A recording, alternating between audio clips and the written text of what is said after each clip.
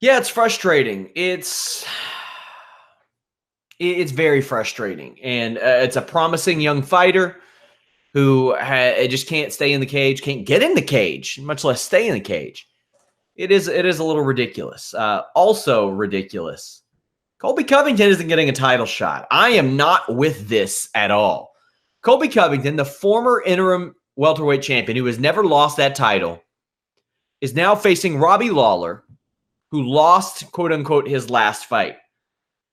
Kamaru Usman has said that he expects to fight Ben Askren in the fall. Keep in mind, Ben Askren has never technically lost, but had a very controversial fight with Robbie Lawler. Joe, we've had a logjam and a confusing situation at welterweight for a long time. And the UFC goes and muddies the waters even more. It was not hard, Joe. Usman and Covington. Lawler and Askren again. What is going on? You know what? Masvidal and Edwards. It was real simple, Joe.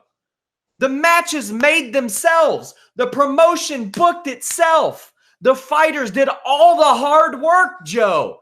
And the UFC goes out of their way to give people a bunch of fights that they're asking for less than what they were handed. What is going on? Makes no sense. Zero. I don't get it. I don't understand it unless there's something or a lot of things, moving parts behind the scenes for these matchups to get made other than the ones that should have been made. I don't get it. Is Kamaru injured? Is he injured to the point where he can't compete till later this year? Is Covington, needing this cash? I mean, Covington and Lawler I'm sure they've trained together. These are training partners now fighting in a main event. I mean, it's Colby Covington, in my opinion, does not have to fight for the right to compete for the title. It's the interim champ. He did that. All the BS that happened afterwards, and I don't get it. I don't understand it. The Askren situation with Lawler needs to happen again due to the controversy. Although we can go back and forth about how that fight was stopped. There's the whole Masvidal and Edwards situation. It was right there, easy sell, easy promotion, and just it's like they're in the matchmaking team, right? I'm just like I said, with a caveat to say whatever's happening behind the scenes and the moving parts or situations we don't know about, notwithstanding, it's like the pieces of the puzzle were there for them to put it together easily.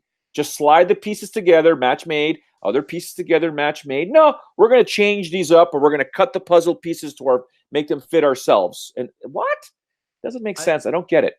And Usman has said he can't fight until November. Okay, I'm fine with that. Why is Robbie Lawler fighting Masvidal? Why is not Masvidal fighting Edwards? Why are Lawler and Askren, after that first fight, the controversial nature, the exciting nature, why are they not fighting each other? And in the meantime, Covington can fight somebody else. You know what? I'm not against tune-up fights. And if somebody's injured and they got to do something else, I'm not opposed to that. Put Covington second from the top on this show against somebody in the top 15. I'm okay with that. I'm completely fine with it. I would not hate to see him fight Ponzinibbio instead in the meantime. Ponzinibbio's won a bunch of fights in a row. Is a guy that can compete, and it helps preserve those other matches. And hey, you know what? If Ponzinibbio happens to knock out Colby Covington, he's got a big-ass name, and now he's in the mix.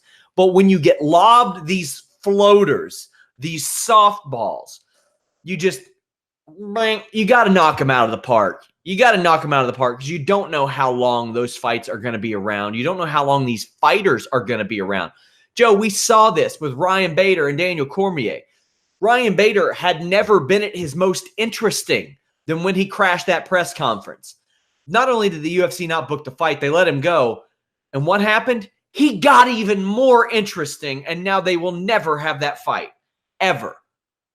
It's real frustrating to me that you can have situations just handed to you. And let me tell you, Joe, it really frustrates me in pro wrestling because they can control everything. But when it happens in MMA, it's even more frustrating to me because it's not easy to manufacture what Robbie Lawler and Ben Askren did. It's not easy to manufacture what Masvidal and Edwards did. It's not easy to manufacture what Usman and Covington had. Is it going to result in like major pay-per-view buys? No, but damn it, it'll make my Saturday nights easier. Listen, as MMA fans, forget the fact that we talk about it, we cover it, and all that jazz there. As an MMA fan, what we want are generally, I assume, three things. We want answers to fights. When a fight is made, it's because we are looking for an answer, especially when this person talks trash about that person, trash back. It generates hype. Now we want an answer. Who's the better fighter?